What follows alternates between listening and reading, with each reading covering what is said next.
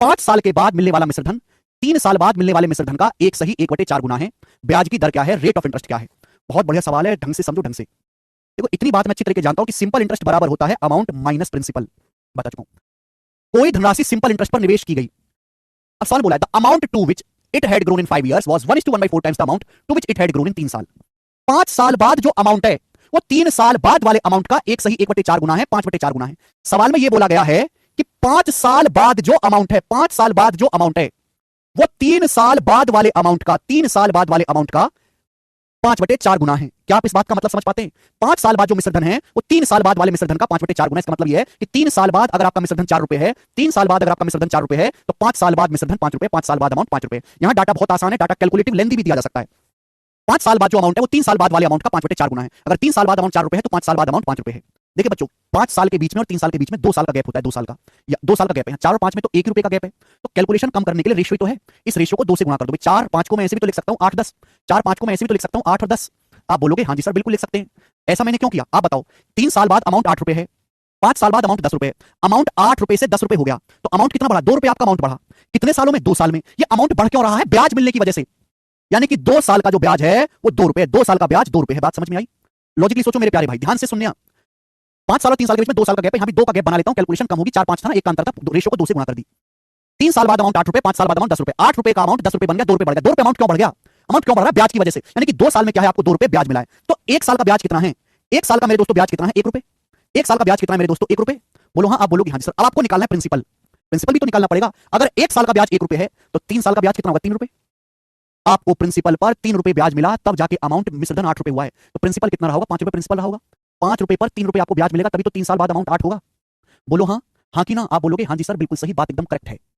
ठीक है, 1 साल का सिंपल इंटरेस्ट अगर 1 रुपए तो 3 साल का 3 रुपए होगा। 3 रुपए आपको ब्याज मिला, तब जाके 3 साल बाद अमाउंट है 8 है तो प्रिंसिपल क्या होगा, 5 रुपए रहा होगा। 8 में से 3 घटाएंगे 5 रुपए, तो 5 रुपए के प्रिंसिपल पर 1 साल का ब्याज 1 रुपए है तो ब्याज की दर 1/5, 1/5 होता है 20% पर एनम। ये ब्याज की दर है, बी ऑप्शन।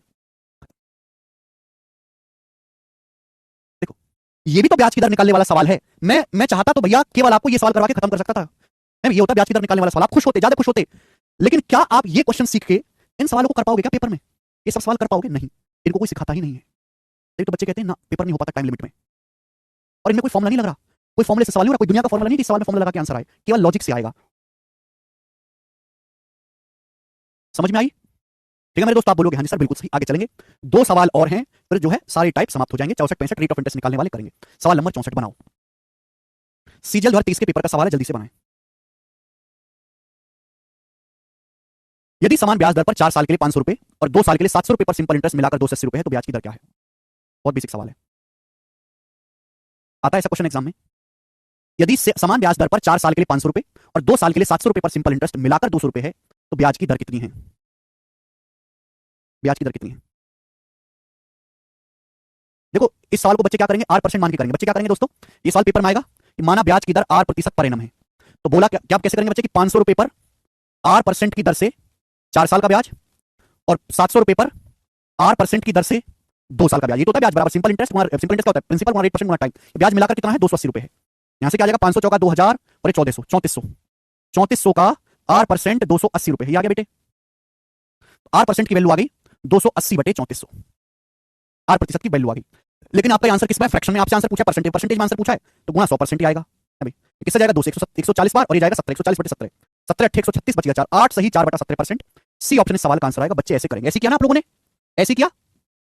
सिंपल इंटरेस्ट बराबर प्रिंसिपल गुणा रेट परसेंट गुणा टाइम। ज्यादा ऐसे किया है, ऐसे नहीं करना बेटे, ऐसे तो गधा करते हैं। हालांकि तुम गधे ही हो पर ऐसे नहीं करना। सोचो मैं आपसे कहूं, ध्यान से सुनिएगा, मैंने आपको एक चीज बताई है कि सिंपल इंटरेस्ट बराबर प्रिंसिपल गुणा रेट परसेंट गुणा टाइम।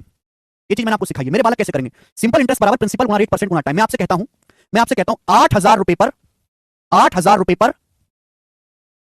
5 साल का ब्याज R% की दर से, R% की दर से, और 8 पंजे 40 40,000 रुपए पर 1 साल का ब्याज R% की दर से। क्या ये दोनों बात बराबर नहीं है? जल्दी से बताओ, क्या दोनों बात सेम नहीं है? फटाफट बराबर बताओ। 8,000 रुपए पर 5 साल का ब्याज और 40,000 रुपए पर 1 साल का ब्याज, क्या दोनों बात बराबर नहीं है? इन दोनों बातों में कोई फर्क है? गुणा आगे पीछे कैसे भी करो सेम ही आनी है। 8,000 रुपए पर 5 साल का ब्याज और 8 पंजे 40 40,000 रुपए पर 1 साल का ब्याज, दोनों सेम ही तो है। R% की दर से 8,000 रुपए पर 5 साल का ब्याज, एग्जांपल समझा रहा हूं, 40,000 रुपए पर 1 साल का ब्याज, सेम ही तो है। ये बेसिक तो मैंने आपको बता दिया, लेकिन लॉजिकली सोचो।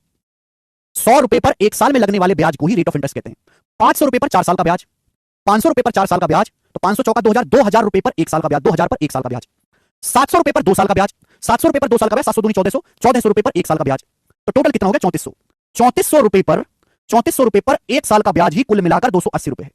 3400 रुपए पर 1 साल का ब्याज ही, 500 रुपए पर 4 साल का ब्याज, 2000 रुपए पर 1 साल का ब्याज, 700 रुपए पर 2 साल का ब्याज, 1400 रुपए पर 1 साल का ब्याज, कुल मिलाकर हो गया 3400 रुपए पर 1 साल का ब्याज ही 280 रुपए। 3400 रुपए पर 1 साल का ब्याज 280 रुपए, दोनों तरफ 34 से भाग दे दो, दोनों तरफ 34 से भाग दे दो, तो 100 रुपए पर 1 साल का ब्याज कितना है? 100 रुपए पर 1 साल का ब्याज है बटे 34, क्या आएगा मेरे दोस्तों? 140/17। इस 100 रुपए पर 1 साल का ब्याज आ गया, और 100 रुपए पर 1 साल का जो ब्याज है वही रेट ऑफ इंटरेस्ट कहलाता है। ये आंसर है सी ऑप्शन।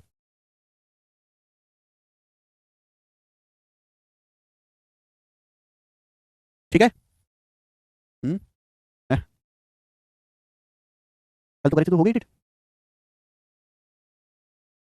समझ में आया भाई? चलिए ठीक है, चलो आज की कहानी को हम यहीं पे छोड़ते हैं, बाकी कल